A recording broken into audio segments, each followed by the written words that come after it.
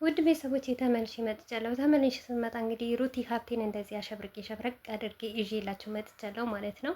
እና በነገራችን ላይ ፈቶ አዲስ ነው። አይታችሁ ታውቃላችሁ? ይሄንን ፈቶ እስቲ ካያችሁት እኛ እንደዚህ ቦታ አይተናታል ብላችሁ ደግሞ ኮሜንት ላይ አስቀምጡ ማለት ነው። በነገራችን ላይ የቆየ ነው፣ ግን በጣም ነው ደስ የሚለኝ እውነት ለመናገር የሩታዬ እህቶች ሩታን እንደዚህ ነገር ሲያደርጓት ቲክቶክ መንደር በጣም ነው ደስ የሚትሉኝ ማለት ነው። ብቻዬ ሩታዬን ሸብረቅረቅ አድርጉልን። ሌላው ደግሞ ትርፍ ነው ማለት ነው።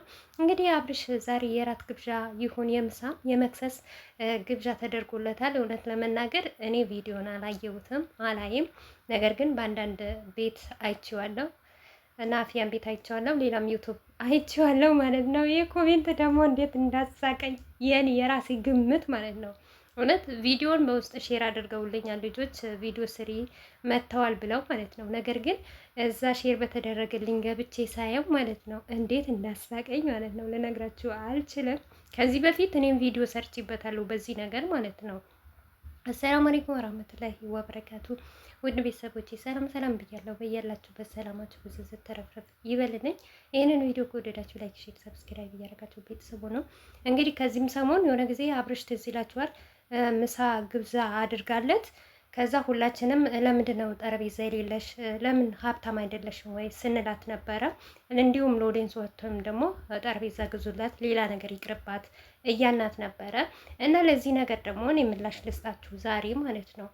እውነት ለመናገር ሄርሜላ የምትሰቀው ሳቅ ከልቧ አይደለም እና እሷ ፈልገው አይደለም ምስቀው ለግዷ ነው ማለት ነው። ሩታን እያመሰገናቻት ነው የምትሰራው ማለት ነው። በካሜራ ፊት ነው እንጂ እንደዚህ የምትሆነው ሩታን የሩታን መልካምነቷ እውነቴ ነው የምላችሁ በስተመጨረሻ ታዩታላችሁ ማለት ነው። እስከ መጨረሻ ድረስ እድሜና ጤና ሰጥቶን ሩታ ለሄርሜላ ምን አይነት ዋጋ እንደከፈለችላት በሩታ ምክንያት ለዚህ ደረጃ እንደተደረሰች ደግሞ በቅርብ ቀን እንደሚወጣ ተስፋ አደርጋለሁ ማለት ነው። ምክንያቱም ሄርሜላ ምንም አይነት ሀብታም አይደለችም፣ ምንም አይነትም ደግሞ ገንዘብ የላትም።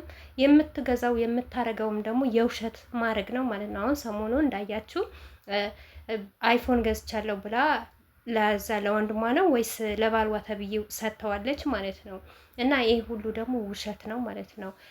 ምክንያቱም ታውቃላችሁ እኛ ላይ የሆነ ነገር የተደረገብን ነገር አለ እውነት ለመናገር ማለት ነው። ከምሬ ነው የምላችሁ የፈለገ ነገር ቢያደርጉ በጉጉትና በናፍቆት ነው የምንጠብቃቸው ማለት ነው። እኔ እንደውም አሁን በጣም አስጠልተውኛል በጣም ቪዲዮቸው ራሱ መጫን ትቻለው። እነሱ ቤት መሄድም ማውራትም መናገርም ትቻለው። በተለይ ሩታዬ ከሌለች አብርሽን ቤት አልሄድም። ሄርሜላ ቤት እንደውም እሷ ዩቱብ አንድ ብላ ከከፈተች አንድ ቀን ገብቼ አላውቅም ሄርሜላ ቤት ማለት ነው። ምክንያቱም አትመጥነንም፣ እሷ የምትመጥነን ሴት አይደለችም ማለት ነው። አንዳንዱ ጀስት የሄርሜላ አይነቱ ቤተሰቡ ቆንጥጦ ያላሳደገው ነው እንጂ ሄርሜላን የሚከታተለው ሄርሜላ በጣም አስጠያፊ ነገር ነው የምትሰራውም የምታረገውም ማለት ነው። ለራሷም የማይበጃት ነገር ነው የምታረገው ማለት ነው። እና አብዛኛው ሰው ሄርሜላ ሀብታም ናት። ኖ ሄርሜላ ሀብታም አይደለችም። እድሜ ለአብርሽና ለሩታ ትበል ማለት ነው። አብርሽንም ደግሞ የተጠጋችው ችጋራም ስለሆነችና ያው መስራት መለወጥ ስለምትፈልግ አብርሽም ያው የሚዲያ ነገር በደንብ ነው የሚያውቀው ማለት ነው። ምክንያቱም አብርሽ ብዙ ጊዜ እንደምታዩም ስንሰድበው ስንቆጣ ብዙ ነገር ሲባል ነው ለዚህ ደረጃ የደረሰው አብርሽና ሩታ ማለት ነው። አብረው አብርሽና ሩታ ሳይሰደቡም ኖርማል እንኳን ዝም ብለው በሚመጡበት ሰዓት ሩታና አብርሽ ሳይጣሉ እንኳን ብዙ ነገር እየተባሉ ነበረ። ካስታወሳችሁ ቲክቶክ ላይ አሻንጉሊት ፊታቸው ላይ እያረጉ አብርሽን እይቻት እያረጉ እየሰደቡ፣ በዛን ሰዓት ደግሞ እኛ ከጎኑ ቆመን እያበረታተን አብርሽን ማንም እንዳይነካብን እያለን በዛን ሰዓት ራሱ እንኳን ብዙ ነገር ይባል ነበር አብርሽ ማለት ነው። እና ይሄንን ያልኳችሁ ለምን እንደሆነ ታውቃላችሁ? አብርሽ ስለ ሚዲያና ስለ ዩቱብ ጠንቅቆ ያውቃል ማለት ነው። ሰው ዘንድ ስትመጡ ደግሞ ስድብም እንዳለ ተቀባይነትም እንዳለ በደንብ ስለሚያውቅ ሄርሜላን ደግሞ አስረግጦ ነግሯት ነው ያመጣት ማለት ነው።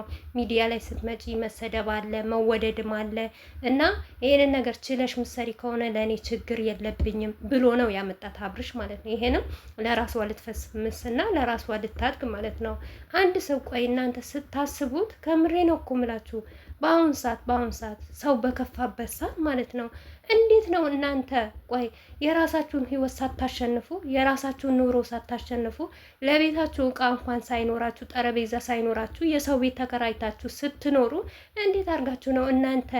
አብርሽ ማለት እኮ በሚሊዮን ቤት የሚቀበል ዩቱበር ነው ማለት ነው። ለሱ እንዴት አድርጋችሁ ሳትገዛላችሁ?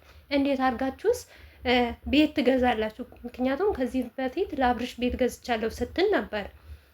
ለተለያየ ሰውም ቤት ተከራየውኝ፣ አልጋ ገዛውኝ፣ ሶፋ ገዛውኝ ስትል ነበረ። እና የራሷን ኑሮ ሳታሸንፍ ለሰው ማንም የማያደርገው ነገር ነው። በተለይ በአሁን ሰዓት በኢትዮጵያ ኑሮ በጣም ተወዷል። እውነቴ ነው የምላቸው። ኑሮም ስለተወደደ ነው ይሄንን ነገር ያልሆነ ነገር የሚጨማላለቁት ማለት ነው፣ የሚሰሩት ማለት ነው። ያልሆኑት ሆንኩኝ፣ ያልደረሰባቸው ደረሰብኝ የሚሉ ማለት ነው። እና በዚሁ አጋጣሚ ማለት እህትዮ ተብዬዋ እህትዮ አይደለችም የአክስት ልጅ ናት ምናምን ነገር ማለት ነው። ዛሬ ራሱ እየጨፈረች ቲክቶክ ላይ እየመጣች ነበረ። እንግዲህ ይኸውላችሁ የትልቅ ውርደታም ማለት ነው። እሷ አሁን ባለትዳር ናት፣ ልጅ አላት።